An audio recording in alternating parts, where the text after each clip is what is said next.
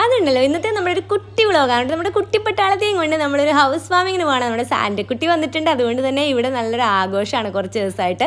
ഞങ്ങൾ എല്ലാവരും കൂടിയാണ് ഹൗസ് വാമിങ്ങിന് പോകുന്നത്. ചിറ്റൂരാണ്.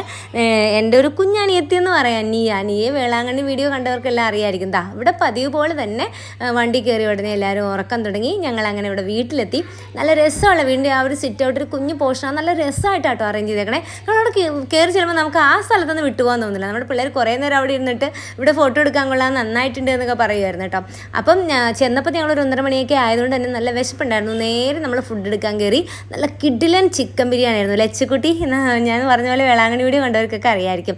അപ്പം നല്ല ചിക്കൻ ബിരിയാണി ആയിരുന്നു. ഞങ്ങൾ ആ ചിക്കൻ ബിരിയാണിയൊക്കെ കഴിച്ചു. അതിനുശേഷം ഐസ്ക്രീം എടുത്ത് നമ്മുടെ പിള്ളേർ വീണ്ടും അതേ സ്പോട്ടിൽ തന്നെ വന്നിരുന്നു കേട്ടോ. അവിടെ നിന്ന് പോകാൻ ആർക്കും ഒരു മനസ്സുണ്ടായിരുന്നില്ല. അത്രയും രസം ഉണ്ടായിരുന്നു കാണാൻ വേണ്ടിയിട്ട്.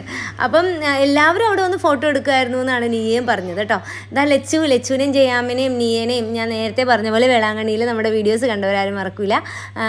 കാണാത്തവരത് പോയി ഒന്ന് കാണണം കേട്ടോ. അത് നീയുടെ ഫ്രണ്ട്സിനെയും വന്ന കസിൻസിനെയൊക്കെ തിരിച്ചു കൊണ്ട് അവർ പോകുമ്പോൾ അവരുടെ കൂടെ റോഡ് വരെ പോകുന്നു, തിരിച്ചു വരുന്നു. അത് തന്നെയായിരുന്നു അവളുടെ പണി. ഓടി നമ്മുടെ വീട്ടിലൊരു ഫംഗ്ഷൻ വന്നാൽ നമ്മളങ്ങനെ ഓടി നടന്ന് ശരിക്കും ക്ഷീണിക്കുമല്ലോ. അതൊരു രസമാണ്. അപ്പോൾ ഞങ്ങൾ അവിടെ നിന്ന് എല്ലാവരോടും ഡേറ്റ പോയി ഇറങ്ങി വണ്ടി കയറിയ പിന്നെ അതായത് കണ്ടോ ഈ കുരിപ്പുകൾ ഭയങ്കര അലമ്പാണല്ലോ. ദർശന എന്നുള്ള പാട്ട് കിടന്ന് ഒച്ച ഉണ്ടാക്കുന്നതാണ് ആ കാണുന്നത്. എന്തായാലും നല്ല രസമായിരുന്നു.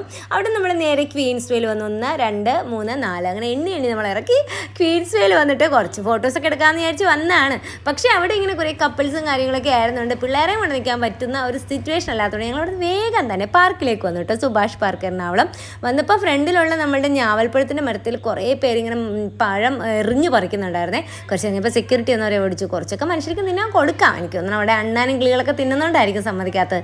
പിള്ളേർ പിന്നെ 2 മണിക്കൂർ അവിടെ നല്ല തകർത്ത് ഓടി നടന്ന് കളിച്ചു കേട്ടോ. ആദ്യം എമ്മിക്കുട്ടിക്ക് അമ്മ വരണം പപ്പ വരണം എന്നൊക്കെ പറഞ്ഞൊരു ചിണുങ്ങളൊക്കെ ഉണ്ടായിരുന്നു. പിന്നെ നമ്മളത് ഒന്ന് പ്രോത്സാഹിപ്പിച്ചു കൊടുത്തു. ഒന്ന് അങ്ങ് മോള് പൊക്കോ കയറിക്കോ പറ്റും എന്നൊക്കെ പറഞ്ഞൊരു പ്രോത്സാഹനമൊക്കെ കൊടുത്തപ്പോൾ പിന്നെ അവളും അങ്ങനെ നടന്ന് ഓടി എല്ലാത്തിലൊക്കെ കയറുകയും കളിക്കുകയൊക്കെ ചെയ്തു കേട്ടോ. നന്നായിട്ട് എൻജോയ് ചെയ്താൽ. ഇതിൻ്റെ മേളിൽ കയറാനൊക്കെ എമ്മിക്കുട്ടിക്ക് ആദ്യം പേടിയായിരുന്നു. മേളിൽ കയറിയില്ലെങ്കിലും അവൾ വേറൊരു സന്തകം ഉണ്ട്. അതുപോലെ മങ്കി ബാറിൻ്റെ മുകളിലൊക്കെ അവൾ കയറി. നല്ല കുറേ നിമിഷങ്ങളാണ്. പണ്ട് നമ്മൾ ഈ പാർക്കിലൊക്കെ വരുന്നതൊക്കെ അവിടെ ഇരുന്ന് ഇങ്ങനെ ഓർക്കുമായിരുന്നു. നമ്മുടെ ഡാഡി മമ്മിയൊക്കെ പാർക്കിൽ വന്നേക്കണ വേറൊരു ഐറ്റംസ് കാണാൻ ഇവർ കുറേ ഉണ്ടായിരുന്നു കേട്ടോ.